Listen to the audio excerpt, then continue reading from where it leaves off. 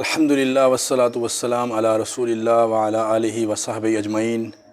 السلام علیکم ورحمۃ اللہ وبرکاتہ۔ سیرت النبی کریم صلی اللہ علیہ وآلہ وسلم کی 20ویں ایپیسوڈ کے ساتھ آپ کا میزبان رضوان سعید آپ کی خدمت میں حاضر ہے۔ عزیز دوستو، سب سے پہلے درخواست ہے کہ چینل کو سبسکرائب کر لیجئے اور ساتھ میں موجود بیل آئیکن کا بٹن بھی دبا دیجئے۔ سیرت النبی کریم صلی اللہ علیہ وآلہ وسلم سے محبت رکھنے والے دوستو، ان دو بطل جلیل یعنی حضرت حمزہ بن عبد المطلب اور حضرت عمر بن خطاب رضی اللہ تعالیٰ عنہما کے مسلمان ہو جانے کے بعد ظلم و طغیان کے بادل چھٹنا شروع ہو گئے اور مسلمانوں کو جور و ستم کا تختہ مشق بنانے کے لیے مشرکین پر جو بدمستی چھائی تھی اس کی جگہ سوجھ بوجھ نے لینی شروع کر دی۔ چنانچہ دانشوران کفر نے دارالندوہ میں تمام سرداروں کو جمع کر کے مشورہ کیا، جس میں طے ہوا کہ سب مل کر محمد صلی اللہ علیہ وآلہ وسلم سے بات چیت کریں گے۔ اس کے بعد ایک دن سورج ڈوبنے کے بعد کعبہ کی پشت پر جمع ہوئے اور رسول اللہ صلی اللہ علیہ وآلہ وسلم کو بلا بھیجا۔ آپ صلی اللہ علیہ وآلہ وسلم خیر کی توقع لیے ہوئے جلدی سے تشریف لائے۔ جب ان کے درمیان بیٹھ چکے تو انہوں نے ویسی ہی باتیں کہیں جیسی عتبہ نے کہی تھیں اور وہی پیشکش کی جو عتبہ نے کی تھی۔ جیسا کہ عتبہ نے کہا تھا کہ اے بھتیجے، جو کھڑاگ تم نے کھڑا کیا ہے، اگر اس سے تمہارا مقصد پیسہ کمانا اور مال اکٹھا کرنا ہے تو ہم سب مل کر تمہیں اتنی دولت دے دیتے ہیں کہ تم ہم لوگوں میں سے سب سے زیادہ مالدار بن سکتے ہو، اور اگر تم عزت و شرف کے طالب ہو تو ہم تمہیں اپنا بڑا مان لینے کے لیے تیار ہیں۔ ہمارا وعدہ ہے کہ قوم کا کوئی بھی معاملہ تمہارے مشورے اور رائے کے بغیر طے نہیں ہو پائے گا، اور اگر تمہیں حکومت و اقتدار چاہیے تو یہ بھی مشکل نہیں، ہم آج ہی سے تمہیں اپنا بادشاہ بنا لیتے ہیں، اور اگر تمہارے ساتھ کوئی اور مسئلہ ہے، کوئی سحر یا جنون وغیرہ جس کی وجہ سے تم اس طرح کی بہکی باتیں کر رہے ہو، تو ہم علاج معالجے کے لیے بھی تیار ہیں۔ ہم تمہارے لیے ماہر طبیبوں کو بلائیں گے اور اس کام میں جو پیسہ بھی خرچ ہوگا وہ کریں گے۔ عزیز دوستو، شاید ان کا خیال رہا ہو کہ ممکن ہے کہ تنہا عتبہ کی پیشکش کرنے سے آپ کو پورا اطمینان نہ ہوا ہو، اس لیے جب سارے رؤسا مل کر اس پیشکش کو دہرائیں گے تو اطمینان ہو جائے گا اور آپ صلی اللہ علیہ وآلہ وسلم اسے قبول کر لیں گے۔ مگر آپ صلی اللہ علیہ وآلہ وسلم نے فرمایا کہ میرے ساتھ وہ بات نہیں ہے جو آپ لوگ کہہ رہے ہیں۔ میں آپ لوگوں کے پاس جو کچھ لے کر آیا ہوں وہ اس لیے نہیں لے کر آیا ہوں کہ مجھے آپ کا مال مطلوب ہے یا آپ کے اندر شرف مطلوب ہے یا آپ پر حکمرانی مطلوب ہے، نہیں، بلکہ مجھے اللہ نے آپ کے پاس پیغمبر بنا کر بھیجا ہے، مجھ پر اپنی کتاب اتاری ہے اور مجھے حکم دیا ہے کہ میں آپ کو خوشخبری دوں اور ڈراؤں، لہٰذا میں نے آپ لوگوں تک اپنے رب کے پیغامات پہنچا دیے اور آپ لوگوں کو نصیحت کر دی۔ اب اگر آپ لوگ میری لائی ہوئی بات قبول کرتے ہیں تو یہ دنیا اور آخرت میں آپ کا نصیب ہے، اور اگر آپ رد کرتے ہیں تو میں اللہ کے امر کا انتظار کروں گا یہاں تک کہ وہ میرے اور آپ کے درمیان فیصلہ فرما دے۔ عزیز دوستو، اس جواب کے بعد انہوں نے ایک دوسرا پہلو بتلا۔ کہنے لگے، آپ اپنے رب سے سوال کریں کہ وہ ہمارے پاس سے ان پہاڑوں کو ہٹا کر کھلا ہوا میدان بنا دے اور راستوں میں ندیاں جاری کر دے اور ہمارے مردوں بالخصوص قصی بن کلاب کو زندہ کر لائے۔ اگر وہ آپ کی تصدیق کر دیں تو ہم بھی ایمان لے آئیں گے۔ آپ صلی اللہ علیہ وآلہ وسلم نے ان کی اس بات کا بھی وہی جواب دیا۔ اس کے بعد انہوں نے ایک تیسرا پہلو بدلا۔ کہنے لگے، آپ اپنے رب سے سوال کریں کہ وہ ایک فرشتہ بھیج دے جو آپ کی تصدیق کرے اور جس سے ہم آپ کے بارے میں مراجعہ بھی کر سکیں، اور یہ بھی سوال کریں کہ آپ کے لیے باغات ہوں، خزانے ہوں اور سونے چاندی کے محل ہوں۔ آپ صلی اللہ علیہ وآلہ وسلم نے اس بات کا بھی وہی جواب دیا۔ اس کے بعد انہوں نے ایک چوتھا پہلو بدلا۔ کہنے لگے، اچھا تو آپ ہم پر عذاب ہی لا دیجئے اور آسمان کا کوئی ٹکڑا ہی گرا دیجئے، جیسا کہ آپ کہتے ہیں اور دھمکیاں دیتے رہتے ہیں۔ آپ صلی اللہ علیہ وآلہ وسلم نے فرمایا، اس کا اختیار اللہ کو ہے، وہ چاہے تو ایسا کر سکتا ہے۔ انہوں نے کہا کہ کیا آپ کے رب کو معلوم نہ تھا کہ ہم آپ کے ساتھ بیٹھیں گے، آپ سے سوال و جواب کریں گے اور آپ سے مطالبے کریں گے، کہ وہ سکھا دیتا کہ آپ ہمیں کیا جواب دیں گے، اور اگر ہم نے آپ کی بات نہ مانی تو وہ ہمارے ساتھ کیا کرے گا؟ پھر اخیر میں انہوں نے سخت دھمکی دی اور کہنے لگے، سن لو، جو کچھ کر چکے ہو اس کے بعد ہم تمہیں یوں ہی نہیں چھوڑیں گے، بلکہ یا تو تمہیں مٹا دیں گے یا خود مٹ جائیں گے۔ عزیز دوستو، یہ سن کر رسول اللہ صلی اللہ علیہ وآلہ وسلم اٹھ گئے اور اپنے گھر واپس آ گئے۔ آپ صلی اللہ علیہ وآلہ وسلم کو غم و افسوس تھا کہ جو توقع آپ نے باندھ رکھی وہ پوری نہ ہوئی۔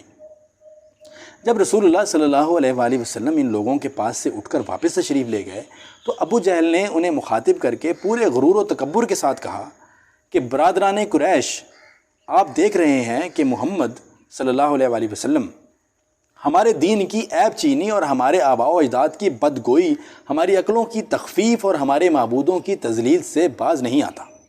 اس لیے میں اللہ سے عہد کر رہا ہوں کہ ایک بہت بھاری اور بامشکل اٹھنے والا پتھر لے کر بیٹھوں گا، اور جب وہ سجدہ کرے گا تو اس پتھر سے اس کا سر کچل دوں گا، اور اب اس کے بعد چاہے آپ لوگ مجھے بے یار و مددگار چھوڑ دیں، چاہے میری حفاظت کریں، اور بنو عبد مناف بھی اس کے بعد جو چیز چاہے کریں۔ اس پر لوگوں نے کہا، نہیں واللہ، ہم تمہیں کبھی کسی معاملے میں بے یار و مددگار نہیں چھوڑ سکتے، تم جو کرنا چاہو کر گزرو۔ چنانچہ صبح ہوئی تو ابو جہل ویسا ہی ایک پتھر لے کر رسول اللہ صلی اللہ علیہ وآلہ وسلم کے انتظار میں بیٹھ گیا۔ رسول اللہ صلی اللہ علیہ وآلہ وسلم حسب دستور تشریف لائے اور کھڑے ہو کر نماز پڑھنے لگے۔ قریش بھی اپنی اپنی مجلسوں میں آ چکے تھے اور ابو جہل کی کارروائی دیکھنے کے منتظر تھے۔ جب رسول اللہ صلی اللہ علیہ وآلہ وسلم سجدے میں تشریف لے گئے تو ابو جہل نے پتھر اٹھایا، پھر آپ کی جانب بڑھا، لیکن جب قریب پہنچا تو شکست خوردہ حالت میں واپس بھاگا۔ اس کا رنگ فق تھا اور اس قدر مرعوب تھا کہ اس کے دونوں ہاتھ پتھر پر چپک کر رہ گئے تھے، وہ بمشکل ہاتھ سے پتھر پھینک سکا۔ ادھر قریش کے کچھ لوگ اٹھ کر اس کے پاس آئے اور کہنے لگے، ابو الحکم تمہیں کیا ہو گیا ہے؟ اس نے کہا، میں نے رات جو بات کہی تھی وہی کرنے جا رہا تھا، لیکن جب اس کے قریب پہنچا تو ایک اونٹ آڑے آ گیا۔ واللہ میں نے کبھی کسی اونٹ کی ویسی کھوپڑی، ویسی گردن اور ویسے دانت دیکھے ہی نہیں، وہ مجھے کھا جانا چاہتا تھا۔ ابن اسحاق کہتے ہیں، مجھے بتایا گیا کہ رسول اللہ صلی اللہ علیہ وآلہ وسلم نے فرمایا کہ یہ جبرائیل علیہ السلام تھے، اگر ابو جہل قریب آتا تو اسے ادھر پکڑتے۔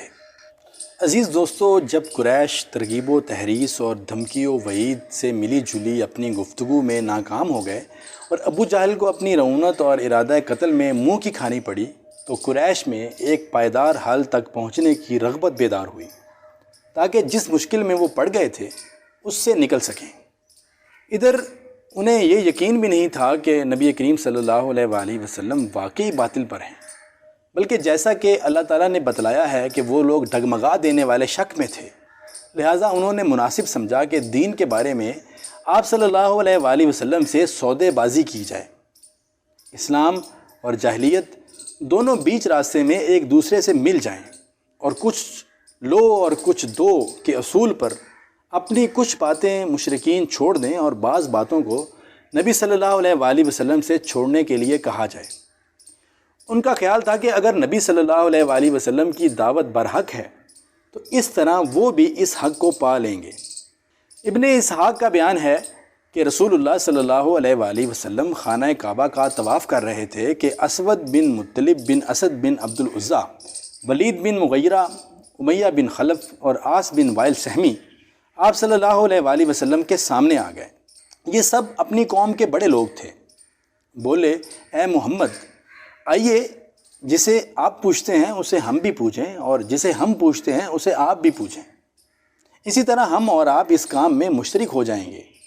اب اگر آپ کا معبود ہمارے معبود سے بہتر ہے تو ہم اس سے اپنا حصہ حاصل کر چکے ہوں گے، اور اگر ہمارا معبود آپ کے معبود سے بہتر ہوا تو آپ اس سے اپنا حصہ حاصل کر چکے ہوں گے۔ عزیز دوستو، اس بات پر اللہ تعالیٰ نے ایک سورہ نازل فرمائی جس میں اعلان کیا گیا کہ جسے تم لوگ پوچھتے ہو اسے میں نہیں پوچھ سکتا۔ اللہ تعالیٰ نے اس قطعی اور فیصلہ کن جواب سے اس مضحکہ خیز گفت و شنید کی جڑ کاٹ دی، لیکن پھر بھی قریش پورے طور سے مایوس نہیں ہوئے، بلکہ انہوں نے اپنے دین سے مزید دستبرداری پر آمادگی ظاہر کی۔ البتہ یہ شرط لگائی کہ نبی صلی اللہ علیہ وآلہ وسلم بھی جو تعلیمات لے کر آئے ہیں اس میں کچھ تبدیلی کریں۔ چنانچہ انہوں نے کہا کہ اس کے بجائے کوئی اور قرآن لاؤ یا اسی میں تبدیلی کر دو۔ اللہ نے اس کا جواب نبی کریم صلی اللہ علیہ وآلہ وسلم کو بتلایا، اس کے ذریعے یہ راستہ بھی کاٹ دیا۔ چنانچہ فرمایا کہ آپ کہہ دیں، مجھے اس کا اختیار نہیں کہ میں اس میں خود اپنی طرف سے تبدیلی کروں، میں تو محض اسی چیز کی پیروی کرتا ہوں جس کی وحی میری طرف کی جاتی ہے۔ میں نے اگر اپنے رب کی نافرمانی کی تو میں ایک بڑے دن کے عذاب سے ڈرتا ہوں۔ عزیز دوستو، مذکورہ بات چیت اتنی ترغیبات، سودے بازیوں اور دستبرداریوں میں ناکامی کے بعد مشرکین کے سامنے راستے تاریک ہو گئے۔ وہ حیران تھے کہ اب کیا کریں۔ چنانچہ ان کے ایک شیطان نضر بن حارث نے انہیں نصیحت کرتے ہوئے کہا کہ قریش کے لوگوں، واللہ تم پر ایسی افتاد آن پڑی ہے کہ تم لوگ اب تک اس کا کوئی توڑ نہیں لا سکے۔ محمد صلی اللہ علیہ وآلہ وسلم تم میں جوان تھے تو تمہارے سب سے پسندیدہ آدمی تھے، سب سے زیادہ سچے اور سب سے بڑھ کر امانت دار تھے۔ اب جب کہ ان کی کن پٹیوں پر سفیدی دکھائی پڑنے کو ہے، یعنی ادھیڑ ہو چلے ہیں، تو وہ تمہارے پاس کچھ باتیں لے کر آئے ہیں، تم کہتے ہو کہ وہ جادوگر ہیں۔ نہیں، واللہ وہ جادوگر نہیں، ہم نے جادوگر دیکھے ہیں، ان کی جھاڑ پھونک اور گرہ بندی بھی دیکھی ہے۔ اور تم لوگ کہتے ہو وہ کاہن ہے۔ نہیں، واللہ وہ کاہن بھی نہیں، ہم نے کاہن بھی دیکھے ہیں، ان کی الٹی سیدھی حرکتیں بھی دیکھی ہیں اور ان کی فکرہ بندیاں بھی سنی ہیں۔ تم لوگ کہتے ہو وہ شاعر ہیں۔ نہیں، وہ شاعر بھی نہیں، ہم نے شعر بھی دیکھا ہے اور اس کے سارے اصناف، حجز رجز وغیرہ بھی سنے ہیں۔ تم لوگ کہتے ہو وہ پاگل ہیں۔ نہیں، واللہ وہ پاگل بھی نہیں، ہم نے پاگل پن بھی دیکھا ہے۔ ان کے ہاں نہ اس طرح کی گھٹن ہے، نہ ویسی بہکی بہکی باتیں اور نہ اس کے جیسی الٹی سیدھی حرکتیں۔ قریش کے لوگوں، سوچو، واللہ تم پر زبردست افتاد آن پڑی ہے۔ عزیز دوستو، ایسا معلوم ہوتا ہے کہ جب انہوں نے دیکھا کہ نبی کریم صلی اللہ علیہ وآلہ وسلم ہر چیلنج کے مقابل ڈٹے ہوئے ہیں، آپ صلی اللہ علیہ وآلہ وسلم نے ساری ترغیبات پر لات مار دی ہے اور ہر معاملے میں بالکل کھرے اور ٹھوس ثابت ہوئے ہیں، جبکہ سچائی، پاک دامنی اور مکارم اخلاق سے پہلے ہی سے بہراور چلے آ رہے ہیں، تو ان کا یہ شبہ زیادہ قوی ہو گیا کہ آپ واقعی رسول برحق ہیں۔ لہٰذا انہوں نے فیصلہ کیا کہ یہود سے رابطہ قائم کر کے آپ صلی اللہ علیہ وآلہ وسلم کے بارے میں ذرا اچھی طرح اطمینان حاصل کر لیا جائے۔ چنانچہ جب نضر بن حارث نے مذکورہ نصیحت کی تو قریش نے خود اسی کو مکلف کیا کہ وہ ایک یا چند آدمیوں کو ہمراہ لے کر یہود مدینہ کے پاس جائے اور ان سے آپ صلی اللہ علیہ وآلہ وسلم کے معاملے کی تحقیق کرے۔ چنانچہ وہ مدینہ آیا اور علماء یہود نے کہا کہ اس سے 3 باتوں کا سوال کرو، اگر وہ بتا دے تو نبی مرسل ہے، ورنہ سخن ساز۔ نمبر 1، اس سے پوچھو کہ پچھلے دور میں کچھ نوجوان گزرے ہیں، ان کا کیا واقعہ ہے، کیونکہ ان کا بڑا عجیب واقعہ ہے۔ نمبر 2، اور اس سے پوچھو کہ ایک آدمی نے زمین کے مشرق و مغرب کے چکر لگائے، اس کی کیا خبر ہے۔ اور نمبر 3، اور اس سے یہ پوچھو کہ روح کیا ہے۔ عزیز دوستو، اس کے بعد نضر بن حارث مکہ آیا تو اس نے کہا کہ میں تمہارے اور محمد صلی اللہ علیہ وسلم کے درمیان ایک فیصلہ کن بات لے کر آیا ہوں۔ اس کے ساتھ ہی اس نے یہود کی کہی ہوئی بات بتائی۔ چنانچہ قریش نے آپ صلی اللہ علیہ وآلہ وسلم سے ان تینوں باتوں کا سوال کیا۔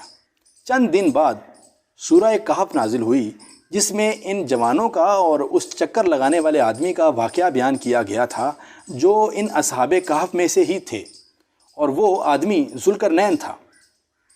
روح کے متعلق جواب سورہ اسراء میں نازل ہوا۔ اس سے قریش پر یہ بات واضح ہو گئی کہ آپ صلی اللہ علیہ وآلہ وسلم سچے اور برحق پیغمبر ہیں، لیکن پھر بھی ان ظالموں نے کفر و انکار ہی کا راستہ اختیار کیا۔ مشرکین نے رسول اللہ صلی اللہ علیہ وآلہ وسلم کی دعوت کا جس انداز سے مقابلہ کیا تھا، یہ اس کا ایک مختصر سا خاکہ ہے۔ انہوں نے یہ سارے اقدامات پہلو بہ پہلو کیے تھے۔ وہ ایک ڈھنگ سے دوسرے ڈھنگ اور ایک طرز عمل سے دوسرے طرز عمل کی طرف منتقل ہوتے رہتے تھے، سختی سے نرمی کی طرف اور نرمی سے سختی کی طرف، جدال سے سودے بازی کی طرف اور سودے بازی سے جدال کی طرف، دھمکی سے ترغیب کی طرف اور ترغیب سے دھمکی کی طرف۔ کبھی بھٹکتے، کبھی نرم پڑ جاتے، کبھی جھگڑے اور کبھی چکنی چکنی باتیں کرنے لگتے، کبھی مرنے مارنے پر اتر آتے اور کبھی خود اپنے دین سے دستبردار ہونے لگتے، کبھی گرجتے برستے اور کبھی عیش دنیا کی پیشکشیں کرتے۔ نہ انہیں کسی پہلو قرار تھا، نہ کنارہ کشی ہی گوارا تھی، اور ان سب کا مقصد یہ تھا کہ اسلامی دعوت ناکام ہو جائے اور کفر کا پراگندہ شیرازہ پھر سے جڑ جائے۔ لیکن ان ساری کوششوں اور سارے ہیلوں کے بعد بھی وہ ناکام ہی رہے اور ان کے سامنے صرف ایک ہی چارہ کار رہ گیا، اور وہ یہ تھا کہ تلوار، مگر ظاہر ہے تلوار سے اختلاف میں اور شدت ہی آتی، بلکہ باہم کشت و خون کا ایسا سلسلہ چل پڑتا جو پوری قوم کو لے ڈوبتا۔ اس لیے مشرکین حیران تھے کہ وہ کیا کریں۔ عزیز دوستو، ہمت تو انہوں نے بھی نہیں ہاری، لیکن انہوں نے اس کے بعد کیا کیا حربے اختیار کیے، اور رسول اللہ صلی اللہ علیہ وآلہ وسلم نے اللہ کے پیغام کو پہنچانے کے لیے کیا کیا حکمت عملیاں اپنائیں، اس کا تذکرہ ہم سیرت النبی کریم صلی اللہ علیہ وسلم کی 21ویں ایپیسوڈ میں کریں گے۔ عزیز دوستو، ویڈیو کو لائک اور شیئر کرنا مت بھولیے گا، اور اگر آپ نے ابھی تک ہمارے چینل کو سبسکرائب نہیں کیا تو سب سے پہلے اسے سبسکرائب کر کے ساتھ میں بیل آئیکن کا بٹن بھی دبا دیجئے، تاکہ ہر نئی آنے والی ویڈیو کا نوٹیفیکیشن آپ کو بآسانی ملتا رہے۔ اپنا بہت سارا خیال رکھیے گا۔ اللہ حافظ۔